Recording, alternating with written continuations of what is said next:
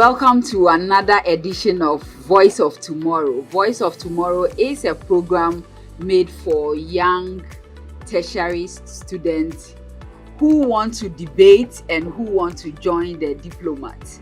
So today we are here and we are going to talk about something very important that everybody should know. To my right, they are talking about should voting be made compulsory. So they are for the motion and these people are against the motion. I'm sure you are very excited, you are very optimistic, you are waiting for a lot of things that they will say. I can also wait for more points to see if it should be made compulsory for everybody to vote, or we should say that Jehovah Witnesses are very okay, they shouldn't vote, or we should go and decide for you to be in the house. Anyway, I don't know what will happen. Let's hear from them. My name is Rosemary Osei-Kofo, and the Voice of Tomorrow, episode 6 today, and it's a debate.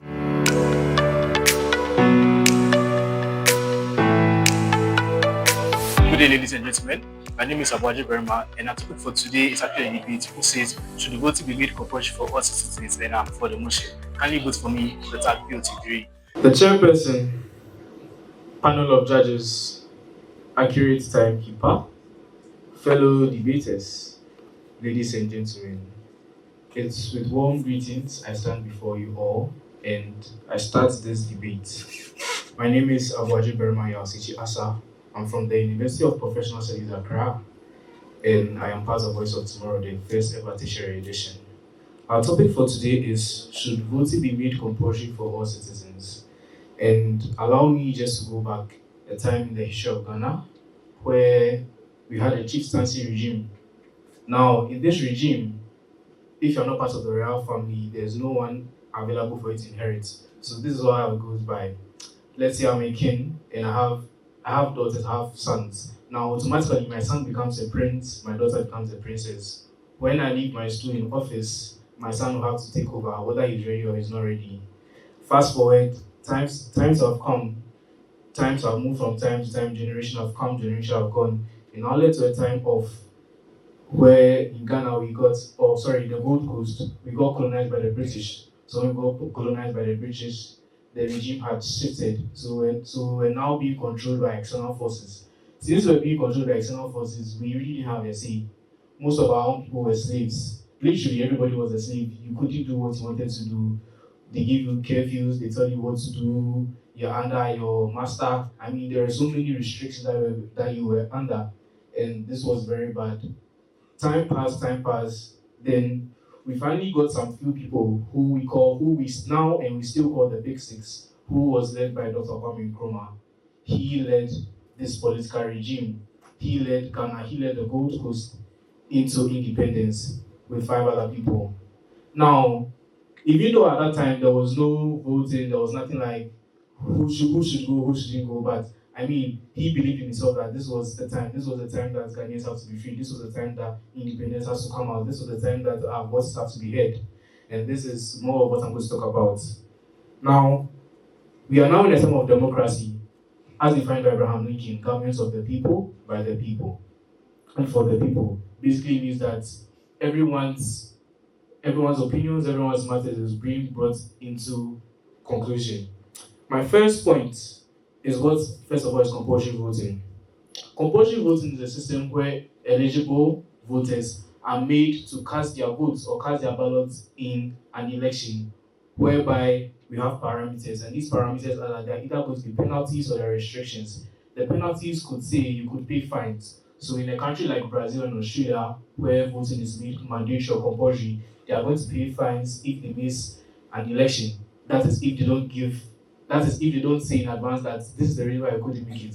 But if they don't give a reason, they are made to pay fines. In Ghana here, in according to the constitution, that's the 1992 constitution, there is a criteria by which you can vote. So if you don't meet that criteria, you cannot vote. So compulsory voting basically encapsulates this. Now, why are we choosing this? Why are we choosing 4? Now, my first point is that we take compulsory voting as a civic duty.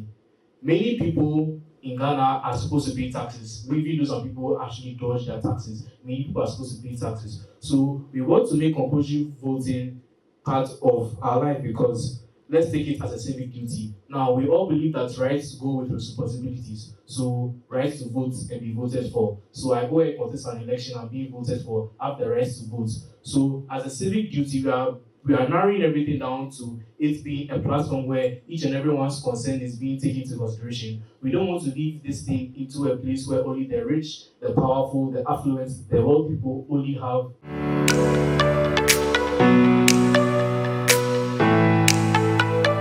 Hello, my name is Rashida Mohammed, a student from the University of Professional Studies Accra UPSA, and today I'm against the motion that voting should be made compulsory for every citizen. Vote for me, VOT21. Thank you. Good day, moderator, honorable judges, accurate timekeeper, co-debaters, distinguished ladies and gentlemen. We, the opposing team, stand strongly against the motion that voting should be made compulsory for every citizen. Democracy, we believe in democracy, and democracy at its heart stands for freedom. The freedom to choose your leaders, your belief, and even your silence. Forcing people to vote is like forcing someone to speak. It changes freedom into obligation. For instance, here in Ghana, individuals have the right to vote and not the fear of being punished for not doing so. And that is what democracy is about. It's about choice and not coercion. My teammates will show you how compulsory voting violates individuals' personal freedom, reduces the quality of election, disrespects individual conscience, and fails to solve voter apathy.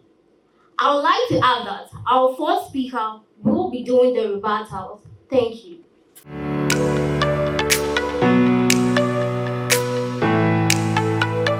Hello, ladies and gentlemen. I come to you once again, VOT 18. My name is Gabriel Tete Lawete.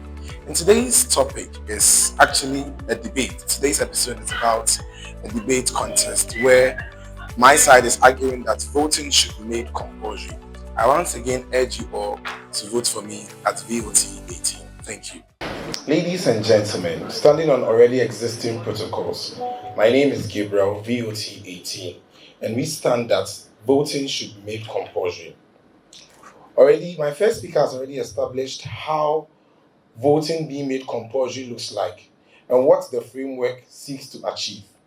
Voting being compulsory in this sense is a world where it becomes a legal obligation for every citizen to vote. However, we acknowledge reasonable exemptions. What this looks like is that in this situation, you being made to vote is something you are obliged to do. However, if you fail to do it, you must prove why you did not do it, and that must be reasonable before it will be tolerated. We are going to put in place punitive measures to ensure that this goal is achieved peacefully. And we believe this because at the heart of democracy, as opposition has said, is elections. A world where the voices of the people matters. A world where everybody comes together to choose who leads them. And that is who represents them. So in that sense, that person becomes the secondary, or that person becomes one way or the other, they themselves, because I am putting my power in your hands to represent me. And as such, that is democracy being achieved in its proper sense. People not voting is like claiming that they want their voices to be heard, meanwhile they are failing to speak. And we don't see how democracy works in such a situation. Now, what does our world look like? We are giving you a situation where people are made to vote, and if they do not vote, punitive measures will be put in place. What we are proposing is not new to this world or to this planet. It has been practiced in a lot of countries, and it has been so successful. Australia has enforced compulsory voting since 1924, and compared to it, turnout consistently exceeds 90% compared to 60% in a lot of countries that voting is like voluntary. Belgium has also made voting compulsory since 1893, and it clearly shows, the statistics shows that in those countries, like the turnout to voting or things like voter apathy are so far away from them. We were here in Ghana when our just ended elections. According to statistics, the turnout was so poor, and people were blaming it to voter apathy. Indeed, voter apathy exists. People, due to certain reasons, do not believe in the election system anymore. However, the point at which you are failing to speak is where we lose our democracy, is where we do not get a proper representation of the voices of the people. And in every democratic world, we know that what matters most is your voice. What matters most is what you stand for. So failing to come out to let us appreciate what you stand for is we not practicing democracy in and of itself. So if opposition will come here and come and say that they believe in democracy, yet they don't think voting should be made compulsory, it's either they are lost or they do not understand this debate. Panel, our argument is simple. We believe that voting being made compulsory is very key to achieving democracy. Our core message is that compulsory voting is not coercion. It is a commitment to inclusive governance. Thank you.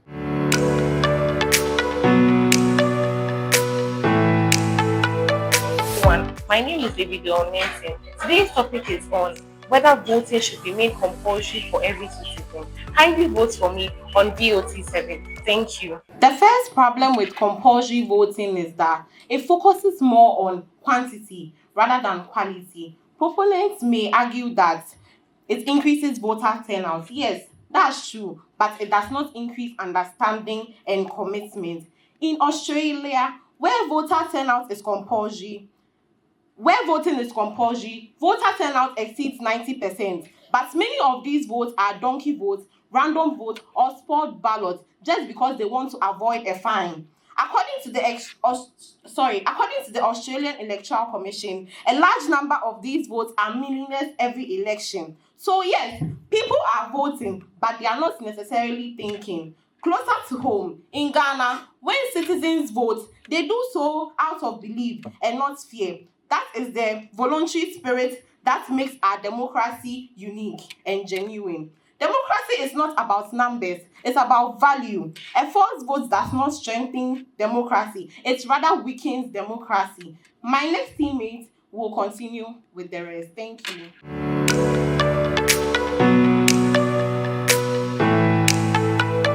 Hello everyone, I am Rabiat Al Hassan, a student of the University of Professional Studies with the nominee code VOT6. Should voting be made compulsory? What's your take? Stay tuned. Thank you very much. I am Rabiat Al Hassan, a student of the Professional Studies of Professional University of Ghana. I'm here today to stand for the motion if voting should be made compulsory. Democracy is not a spectator sport. A society where just a few people are considered is not a full democracy, but a partial one. For a government to be truly of the people, by the people and for the people, just as Abraham Lincoln said, then all of them must be heard. That is why we believe in compulsory voting, because when everyone is given the right to vote, it makes the government legitimate. In the Constitution of Ghana, under the Article 41, it clearly tells us that every citizen has the duty to fulfill their right by voting. And also, I want to say that for my opponents claiming that voting shouldn't be made compulsory, it's just as they are lost because it doesn't really make any valid point. When voting is made compulsory, it actually gives a listening ears to both the poor and the richest, where it actually leads to equity. Thank you very much.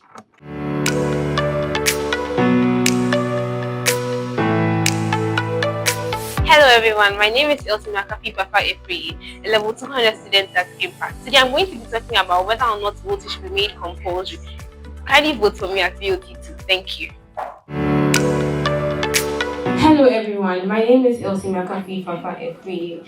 I'm VOT2, and in my world, we believe that not everyone who doesn't vote is lazy or careless, but rather them not voting is an act to protest against the government or to raise their beliefs for the public to see. In Nigeria, the 2019 elections, they boycotted the elections. This was not just because they felt like it, but then they wanted to fight against the corruption that they felt was in the country. Their actions was a peaceful form of resistance to the government to show that they've actually seen the wrong and they are trying to make it right. As the second speaker here mentioned that the just ended elections that the just ended election turnout was very poor. An example is my grandma. She clearly told us that she was not going to vote because she felt that the government was flawed. And this was her own version to silently cry for a better government for the country. Moving on, voting is a right and not a punishment. Forcing someone to vote is taking their freedom away from them. This will not fix the problem, but rather suppress their silent cry. Overall, a forced yes is not a democracy. It is submission. Instead of making voting compulsory, we should rather focus on building trust between the government and the citizens. Thank you.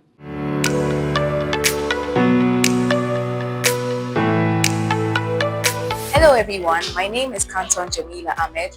I graduate from the University of Cape Coast with the code VOT12. Today I debated on the subject, should voting be made compulsory for all citizens? Do well to vote for me. Thank you.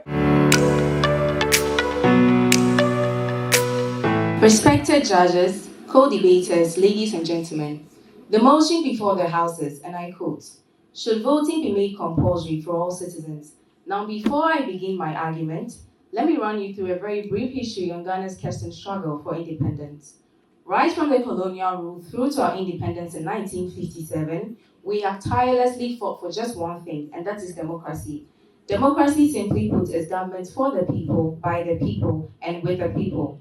Now, in 1992, Ghana adopted the Fourth Republican Constitution, which gave every citizen the right to vote, and that is the right to choose our own leaders. But today we have people putting up attitudes and saying that my one vote won't change anything. This very attitude is what weakens the very things that our forefathers tirelessly fought for. Voting is not just a right, it is a responsibility. A responsibility given to every citizen to elect their leaders. And making voting compulsory would ensure that every citizen or any leader that is elected to serve us was chosen by a true and huge majority and not just by a small fraction of the citizenry. For example, my opponents may go on or have argued that making voting compulsory strips us of my opponents have argued that making voting compulsory strips us of the freedom of choice, but I want to pose this question to them. What is freedom without responsibility? Do we just want to obey laws, serve the nation, and pay taxes without getting to choose who gets to serve us or who gets to lead us? Absolutely not. So voting should be made compulsory so that it will promote accountability within the citizenry. Thank you.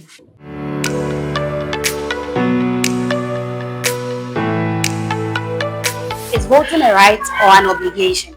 My name is Abubri Mary Ayaba, a level 300 law student of GIMPA. Today I speak to you about the topic, should voting be made compulsory for all citizens? Kindly vote for me using the code VOT8. Thank you. Good afternoon, ladies and gentlemen. I am Abubri Mary Ayaba, the fourth speaker for the opposing side of this motion today. My previous speakers have told you the reason why we do not think that voting should be made compulsory. Opposition has come to say a lot of things that are laughable. I want to start from the history. The history of Ghana that brought us to independence, the voting that led to that independence was not compulsory. Please note that. Furthermore, they keep referring back to our history, our history, our history. Ghana is known to be one of the most democratic states that has built their democracy and stand by it for so long because of how our democracy works. Freedom of choice, freedom of speech, freedom of expression. And expression is in voting. Voting is a way of expression. They claim that when people do not come to vote, they do not form part of the people that make the decision. They think that not voting is you exempting yourself from government. Let me tell you something. People do not go to polls and vote because they do not have confidence in the governance, which their speaker said, and I am glad to rebut. I am here to do a rebuttal for everything they have said. They speak about the fact that we are in in a democracy, Abraham Lincoln, he says the government for the people, by the people, of the people. It is the people's choice. When you make it compulsory, you force the hands of people. Then we are gearing towards autocracy with a little tickle in our mind because we are voting. That is not what we want to happen. They also speak about the fact that compulsory voting is a civic responsibility. The 1992 Constitution gives a responsibility and right to people to vote, and it is not compulsory. That civic responsibility exists already, and making it compulsory does nothing. Moving forward, they speak about the fact that rights come with responsibilities. So you want to forcefully make me exercise a right, and then let me take that responsibility too. How fair is it, even in the playing well? They also speak about punitive measures. You want to punish somebody for not expressing themselves. Then it is similar to saying that if I come to class and I do not answer a question, then I'm to be punished. I have the right to vote, and I choose not to vote because I do not believe in the government system. What is the solution to not believing in the government system? Education and not enforcement. You educate these people about how voting helps. You educate these people about why they should lend their voice. When people do not vote, it is a clear sign of protest. It is a peaceful form of protest, telling the government, telling the nation that we do not believe in what you people are doing. When people do not vote, it is not because they are not interested in affairs. Most often than not, when people do not vote, it is because they do not believe in the governance. And you educate them, you reinforce them, you put trust in it, you strengthen the government, you don't force their hands to go and vote. They continue to say that Ghana's voter turnout was low, yet it was 60%. That is more than half of the population. It can be low, it can be improved with education, not forcing them. So you want the voter turnout to be 90% when people do not even care. They go and they spoil ballots, they vote for you and they say, do whatever you want to do. You force me to come and vote. This is the reason why we do not think voting should be made compulsory. I have other points, but my time is up. Thank you so much.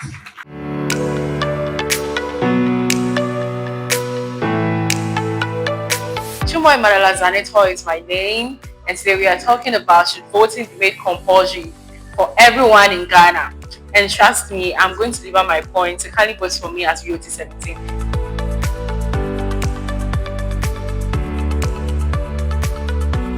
Mr. Chairperson and the Honorable House. After all that our opponents have said, I would like to say that we are talking about voting not being just a right, but an obligation. And therefore, every individual is obliged to come and speak up. And if our opponents do not want to go out and vote, then they should stay at home. They shouldn't worry. We'll vote for them. Right, Honorable House. I would like to say that it's because of the points that our opponents gave. That was why the mic was not working. Because all that they've said isn't right. And I will always say that if they do not believe in voting, they should as well stay at home. Okay, so opponents, kindly know that voting is not just a right, it's an obligation. That is why every individual is entitled to go vote. If you are not voting, you are trying to tell us that you are silent citizens. So you are staying at home. So don't worry, we'll do your work for you, since it looks like you don't have the country at heart. And also, silence would only enable injustice. Look at what is happening in the world now. People are not voting. If we do not vote, others are going to talk for us. And what is going to happen? War is going to happen. People are going to be displaced from their homes. So you think about people. I am not going to say that our opponents are selfish, but it is looking like that. When you stay at home, you are giving us the ultimate rule. And it is ultimate rulers that are voters. And rulers must show up. So henceforth, we will do that. And it is also looking like a call to action. Voters are democratic. And a democratic government is the only government that we feel will develop a country. In democracy, people talk. And that is not the only thing that we do. We talk and then we vote. We follow up with actions. We don't just sit at home and complain. Also, I would like to rebut what one of the opponents said. That is, when one of the opponents complained that her grandmother was saying she's not happy with the government and as a result, she's not going to vote. I don't think your grandmother just complaining and staying at home is going to change anything. She should come out and come and vote. If she won't vote, she can spoil the ballot. If she will not vote, she can spoil the ballot. She should just come out and vote. That is what we want. That is the right. And if our opponents do not agree with that, don't worry, we'll come and defend ourselves with that. Thank you.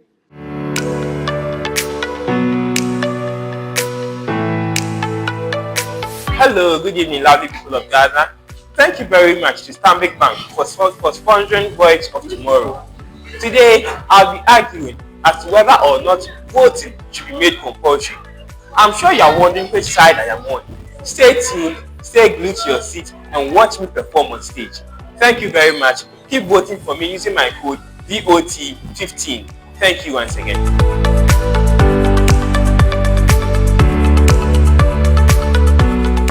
Mr. Chairman, ladies and gentlemen, my opponents here have spent all of their time trying to force participation, but they have not created the solution to a question we have been asking consistently. They have answered our point, but they have not answered the most important question. What is the value of a vote that comes from fear instead of choice? I repeat, what is the value of a vote that comes from fear instead of choice? Well, the question is to them. It is up to them to come and answer us. Mr. Chairman, ladies and gentlemen, in the end, the heart of democracy beats through choice, but not through force. We cannot force people to come and vote. A nation becomes stronger when its citizens walk to the polling station because they believe in something, not because they fear punishment or they feel pressured by the law. Mr. Chairman, ladies and gentlemen, my team and I believe that forced participation can only fill the ballot boxes, but it cannot cure the problem. It cannot increase participation. It cannot cure the problem of corruption and the issues that we face in the society. True democracy demands more than numbers. It demands genuine voices. If we truly value freedom, then we must protect the right to vote, the right to dissent, as equally as the right to vote. If we truly value democracy, that is what we should be doing, protecting the right to dissent, the right not to vote, as equally as the right to vote. Let participation be an act of belief, not an act of coercion, because a democracy built on freedom of thought will always triumph, will always reign over a democracy that is built through compulsion. Ladies and gentlemen, Mr. Chairman, distinguished panel of judges, this ends our argument, and we are against the motion that voting should be made compulsory. Thank you.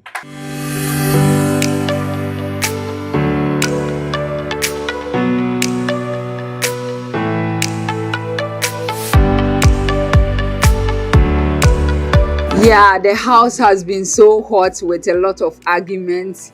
Should voting be compulsory or it shouldn't be compulsory? If your grandmother is sick, should we try to bring them out to go and vote and spoil the ballot papers? Or we shouldn't, or we should just allow them and not make voting a compulsory for anyone? Well, some are saying it's a loss to the government economy because they will spoil the ballot papers. Others are saying it's their right. What is your right, or what are you also saying? To me, I think that everybody is right. Now, let's see what they have to conclude with. My name is still Rosemary Osekofo, and now let's hear the conclusion from each side. Thank you.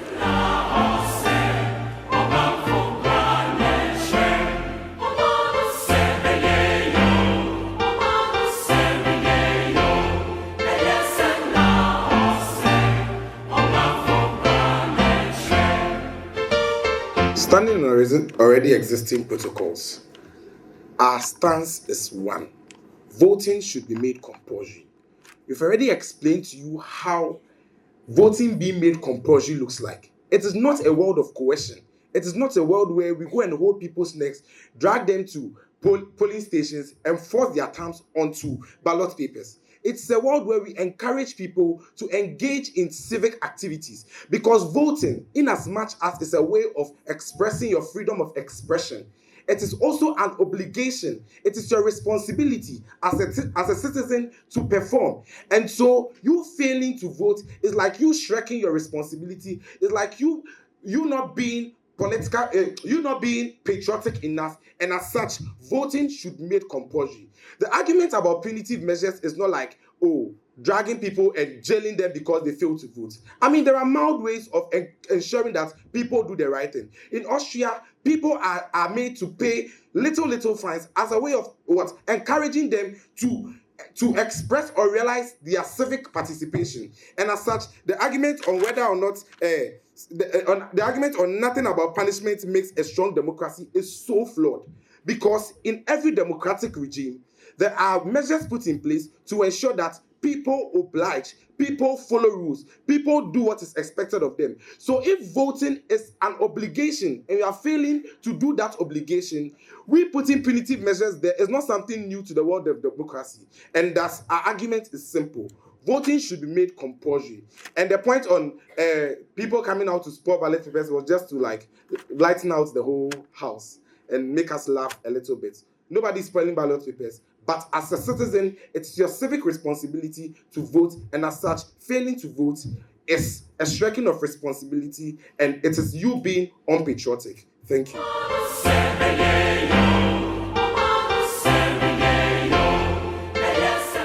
It is laughable to use the word compulsion and say that it is not coercion. Coercion is even better than compulsion, because coercion, you try to force someone. This one, you are saying that it is compulsory for people to vote. And you come and tell us that the punitive measures is not you coming to drag them from the house or probably putting them in jail. And you tell us that paying fines, this is laughable, paying fines will encourage people. Funny, I tell you that encouragement is more of in our side than their side, because we tell you that we do not want to force people to participate, because we go to the root cause of the lack of participation, the distrust in the government, the little belief in the fact that even when I vote for you and you win, what will be done to me or what will be done for me? That is the root cause of people not going to vote. And do we solve that by fining them? Nobody is encouraged if they have to expend money from their pocket.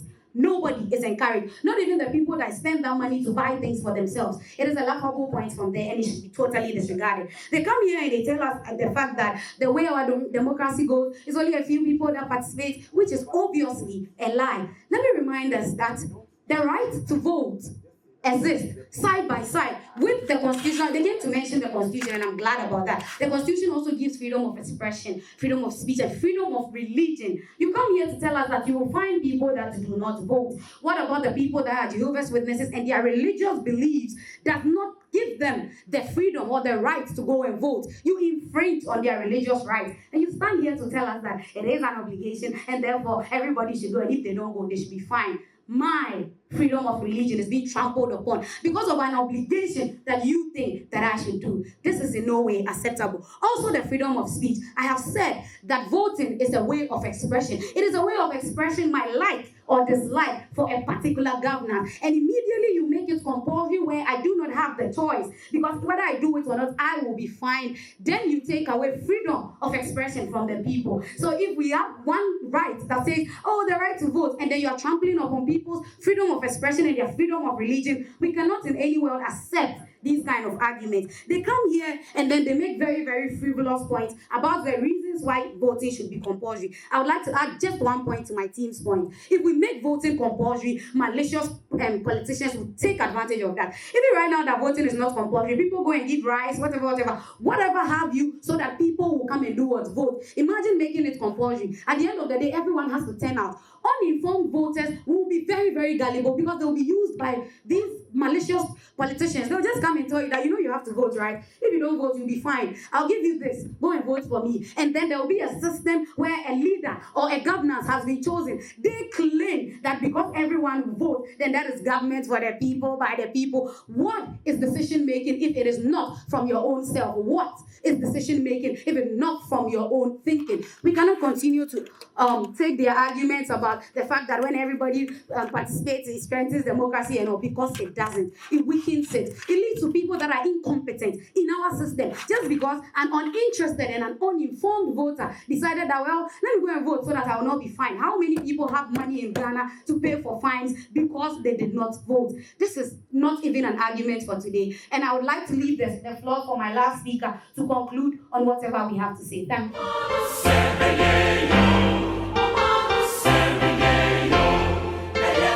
So our opponents since we're talking about Jehovah Witnesses not going out to vote and they're trying to protect them, how many of you here are Jehovah Witnesses? I would also like to say that what I spoke about concerning the damage of the ballot papers, it was just a light joke.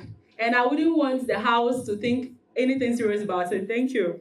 And we are talking about moral obligations here when it comes to voting. A democracy worth defending is one worth participating in. Compulsory voting is not just a policy, it's a moral commitment to inclusive democracy. And in volatile times, broad participation stabilizes democracy. And we are concluding with a visionary appeal and a moral framing that voting, as we said, it is not just a right, it is obligation. Every individual is obliged to come out and vote. Every individual is obliged to come out and speak up. We are saying this because we are one. If Jehovah Witnesses are not coming out to vote, does it make you not be able to come and vote? Are you not also obliged to come out to come and vote? Are you waiting for Jehovah Witnesses to go and vote before you do that or not? I would say that all that our opponents have said have no legs to stand on. And I would ask the House to protest against that. There is no country that does not accept voting. Even in small organizations, voting takes place as a peaceful way of selecting a leader. So how much more a country? And Ghanaians have more population. And so if voting does not take place, how is it going to be done? Are we going back to our chieftaincy organization to look for a paramount chief to take care of the whole country, to make decisions for us? No, that is not how it works. All that our opponents have said, I am not saying that they are lying, or I am not saying that they are trying to mislead the House, but I'm just saying that we should all come out and what? And vote. Thank you.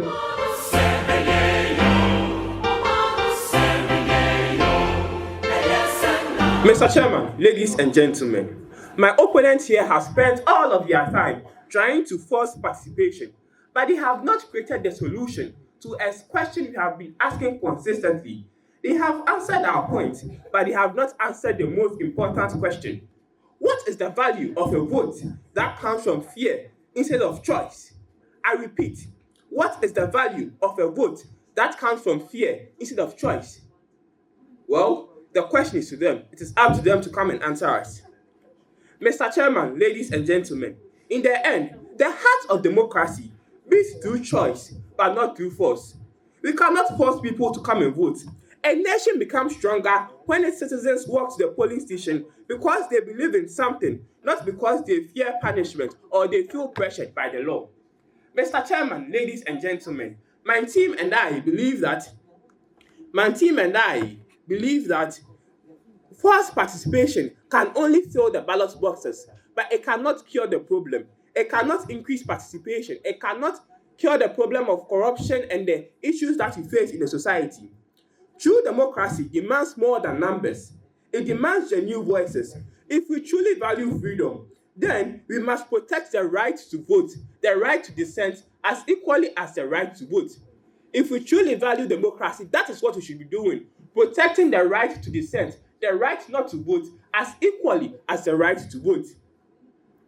Let participation be an act of belief, not an act of coercion, because a democracy built on freedom of thought will always triumph, will always reign over a democracy that is built through compulsion.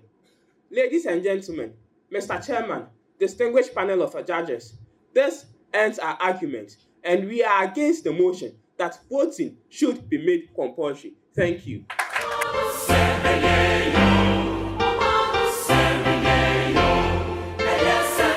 Hi, debaters. Hi, that was amazing job. You did so well. I like your debating skills. And also, I noticed a few hitches somewhere. You know yourself, I don't want to mention names. Please rehearse more and then come and kill it next week. Those of you who did well too, I was touched, I was impressed. Those who were against the motion, I was wondering how are you going to counter this, but you did so well. And those of you for it, you argued your point very well. I was impressed by your arguments from the both sides. Please keep it up. Thank you. Yeah, debaters, I've really enjoyed both sides. In fact, the topic or the motion before the House, should everyone be allowed or should voting be made compulsory for everybody? This topic, I hope everyone will listen to it. And you have really delivered. You have really done very well. Just that some of you bit of more of reading instead of trying to come out from what you say. There's your opponent to come with a point and you come and counter or rebut. But some I didn't see that way. So please, next time when I give you a chance, try to whatever point you get, you rebut on that rather. But however, you have really done very well. Okay, from my side, I think that both of you have done well. You were more engaging on stage. I mean, your body language was on point.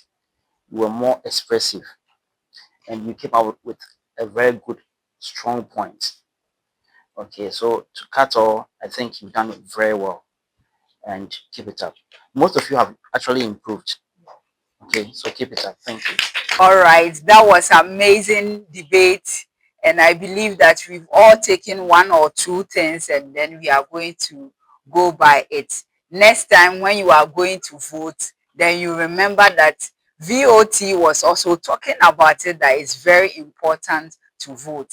And then next time when you make your mind not to vote, you remember that some people were giving points. If it fits you, then you go and vote. If it doesn't and your belief tells you not to vote, I mean, it's your own right to do. My name is Rosemary Osekofo, and that is what we do in Voice of Tomorrow. We try to bring a lot of confidence and build their communication skills in debating and public speaking. See you same time next week. This program is supported by Stanbic Youth Banking. We cannot do without them. Please bank with Stanbic for better future. See you. Bye-bye.